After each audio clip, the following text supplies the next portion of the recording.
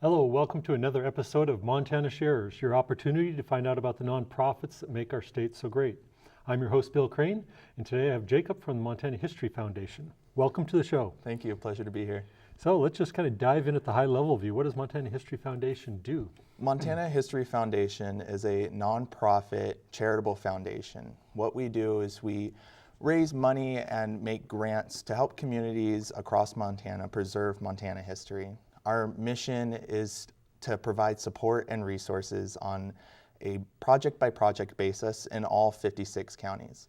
Today, what we've done is we've placed almost $575,000 into 149 different projects across the state. Cool. And so let's go just a smidgen deeper. Do you have a couple of examples that come to mind, or just a little more detail on it? A couple more details on different projects. In 2017, that means over $120,000 has gone into 30 different grants, anywhere from historic buildings to oral histories and beyond. Okay, super. And probably a question you're asked often, what's the difference between Montana History Foundation and Montana Historical Society? Yeah, that one comes up quite a bit for us. The best way to distinguish us is that the Montana Historical Society is a government agency, which means they get their funding from the state of Montana. In contrast, the Montana History Foundation, us, is a nonprofit independent foundation, which means we don't get any funding from the state and we're entirely supported through private funds, enterprise projects, and donations and that kind of thing. Okay, so you've got this really successful grant program. Tell us more about some of the details on how people can get it, things like that. Yeah, we've been really fortunate with our grant program. It has been really successful since 2012. Like I said, 2017 was our biggest year yet, over $120,000 going out. Mm-hmm. Our grant program basically is we give out grants between $500 to $5,000 each to other nonprofits and government entities all over the state. And it's for history preservation type projects. A couple of the categories that we fund are historic buildings, sacred cemeteries and sacred sites, and also collections and artifacts. A couple examples of those. So for cemeteries and sacred sites, we can look towards Virginia City Cemetery. So this was a project we had last year where they knew there was a cemetery there. They knew there were graves, but they didn't know where they were exactly because they were unmarked. Mm-hmm. With the help of a grant from Montana History Foundation, they were able to bring in forensic canine units that were able to sniff out and actually detect where the graves were. And the whole purpose of that was so when encroachment, as the population begins to grow, they know their limits to be respectful to those graves. Mm-hmm. And that was a really fun project to be a part of. It was a day out in the sun with a bunch of dogs running around finding bones, basically. Mm-hmm. If we look Which they're good at. Right, they're really great at it.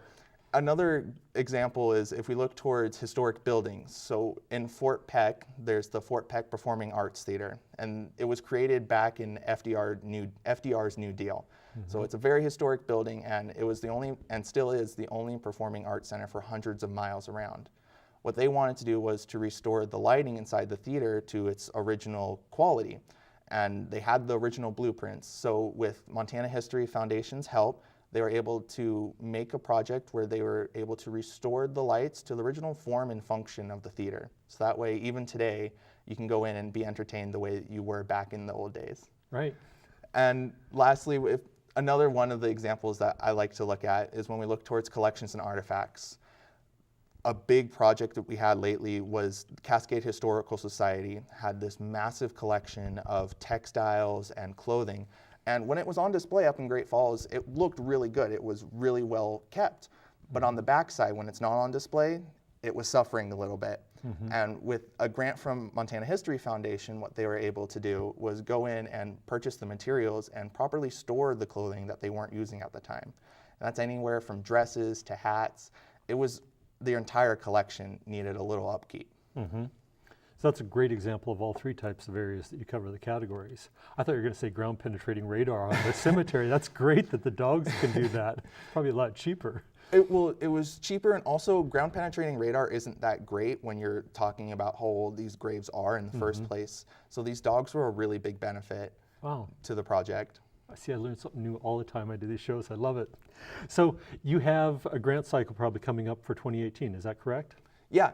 Our 2018 grant season opens up on November 1st and runs through January 22nd. And within that season is about 3 months of time where you can submit applications to us. Again, it's for history-related preservation and restoration. And after that January 22nd deadline is when we go through and review them.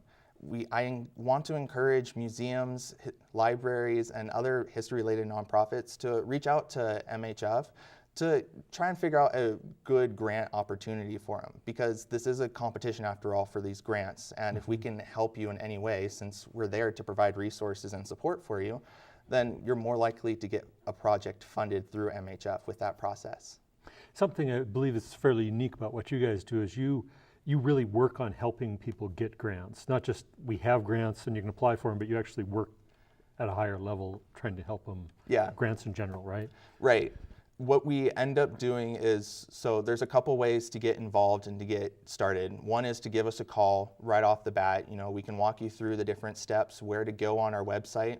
And that website is a very useful tool to get started. That's where you'll find all of our grants. All 149 different grants have individual photos and write-ups on all of them, so you can see what we've already funded. It has requirements for all the different categories of grants, not just the 3 we talked about.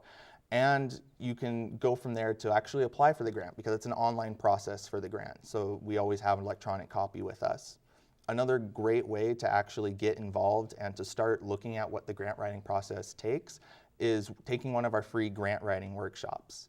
These are offered throughout the state, and this year we actually have 10 of them just this season alone for people to come to. They're limited to about 15 people, and there's a reason for that. What we want in these classes is to be able to provide one-on-one support to these nonprofits and individuals who think they might have a project with them. One of the hardest questions a lot of people come up with, because it's a kind of an abstract thinking kind of question, is who does this benefit?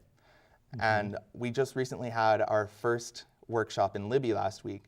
And though he wasn't history related, it was still an important learning lesson. We had a volunteer firefighter come out to the workshop. And he asked the question, how do I answer this question when I'm going for grants? Volunteer firefighter. What it came down to as an example is volunteer firefighters, when they're called, they go no matter where the fire is. They're there for support.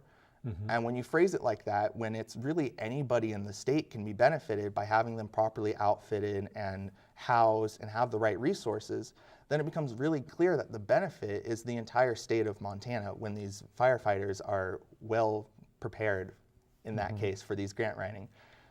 And so the grant writing is just a really good way to get involved and to get your questions answered from the start. Again, they're completely free, and they're skills that don't just apply to MHF or history grants. These are skills and lessons that you can take anywhere for any granting organization. So lots of small communities could use this, and you do a lot of these in small communities. Is that also correct? Yeah. One of the ones I was just recently looking at to research a little bit more, because there's still 16 counties we haven't had projects in, and we're really pushing. We want to be able to support all of these projects around the state, is one in Shoto, which is in Teton County. Right. That one's coming up September 21st, and that one's going to be a really great, I apologize, September 11th. That one's going to be a really good one, because there's nothing in the county that we've actually done yet.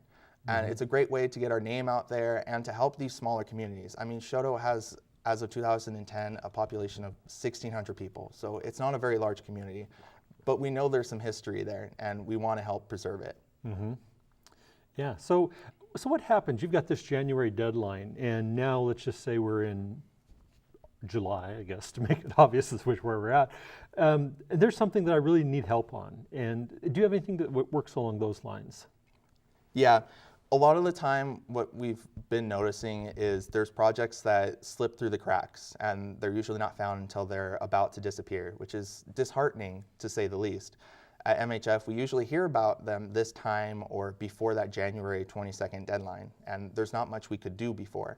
That's going to be changing this year. We're introducing a new grant program. It's called History Emergencies, and it's for exactly what it sounds like, emergencies, something that is an imminent danger or an event, catastrophic hurricane, not hurricane up in Montana, but Right. you get the idea. Forest fires right now. Forest fires are a big deal.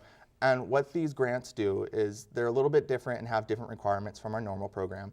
They're from $1,000 to $7,500 each, and you can apply for them year round. So it's a rolling deadline. Again, it's an emergency. You can't wait till January 22nd if something happens. And what we end up doing is we give you a response back within 3 to 6 weeks, and you have 6 months to complete the project. It's a really good way to get the ball rolling on whatever the emergency is. A great example of this is not only wildfires, but the recent earthquakes we had. Unpredictable. You have no idea when one's going to hit. And historic buildings are historically known for not withstanding all that many earthquakes. So say you have a historic building that was damaged in an earthquake, or you have artifacts in a museum that fell off their showcase because of it. There's two different options that we have here. So with the building, that's probably going to get closed until you know it's safe to go back into. History Emergencies grants can help pay for the survey and the assessment of the building to make sure it's still safe to use. Or in the case of artifacts, say the insurance is going to step in and pay for it, right? But as we talk about these small communities, they might have the insurance, but the deductible might be a little bit high for them. And History Emergencies can help pay for part of that deductible too. Basically, it's a way that we still recognize that these places have historic value, and we want to help preserve that, and we're not waiting until January 22nd anymore to do it. Okay. Excuse me. So basically, whether it's an emergency or whether it's just a long-term planning thing, first thing they should probably do is just go to your website, try to find out as much as possible, and then follow up with a phone call. Is that a pretty good assessment of any of the grants? Yeah. The best place to start is our website, and that's mthistory.org. It's been completely redone recently, and it's really beautiful and easy to navigate. Our grants page has all the information you could possibly need to get started. It's not a go-to source by any means, because we still want to hear from you. That's why we're here all the time, is we want to answer your questions as they come up. And so I would start there, but also give us a call. There's really no harm in it, because all we're going to do is give you answers. Right, exactly. I think most people don't understand that the foundations want to give away money. And as long as they're willing to talk to you, some specifically may say don't contact us, but everyone else, it's always a great idea to start developing rapport early on, right? Right. It was a lot of fun, because we had a project lately that was reaching out to those 16 counties that we haven't funded in, and almost every phone call we made saying, hey, we want an address to send you some information. They were so excited that they had the opportunity to get new grant money for a project that they didn't even think they could actually fund. And it's really fun to be reaching into these communities that they want to preserve their history. They know it's important to them, but they've always hit that wall when it comes to funding. Right. I think one of the best jobs in the world is to work at a foundation and give away money, right? So it's like, how can you beat that? It's a lot of fun, and people are very grateful for it. Great. So I guess let's wrap up with one final question, which is how can viewers help out on this whole process? The Montana History Foundation is all about preserving history, but we couldn't do that without our partners, donations, and the communities of Montana. Viewers can help by liking us on Facebook, going to our website, checking out what we have to offer, and signing up for our newsletter even. It has a lot of useful information that comes out sparingly, so that way you get just a little bit, so you end up clicking through the website, which is where the meat of the information is. Another way viewers can help is to make a donation. I mean, we are a nonprofit foundation, so all of the money we receive goes out to these communities across Montana. Or if you can't make a donation, just share the information today with a friend that you might know that has a project that they're thinking about, or with just the community as a whole. So that way we start spreading the word. It's important to preserve this history. It's part of the culture of Montana. We love looking back and reminiscing about the different eras as we've progressed. And Montana History Foundation wants to help preserve it. Great. Any other final thoughts we can wrap up on here? Or? Again, the best thing to do is to give us a call. It couldn't hurt, and we can give you a lot of information to get started on your next project. Excellent. Well, thank you for coming on the show today. I really enjoyed, like I say, finding out about things that I have no clue what's going on. I love the dogs in the cemetery concept. Thank you guys for tuning in as always, and I appreciate you finding out about the nonprofits in our state. Have a wonderful evening.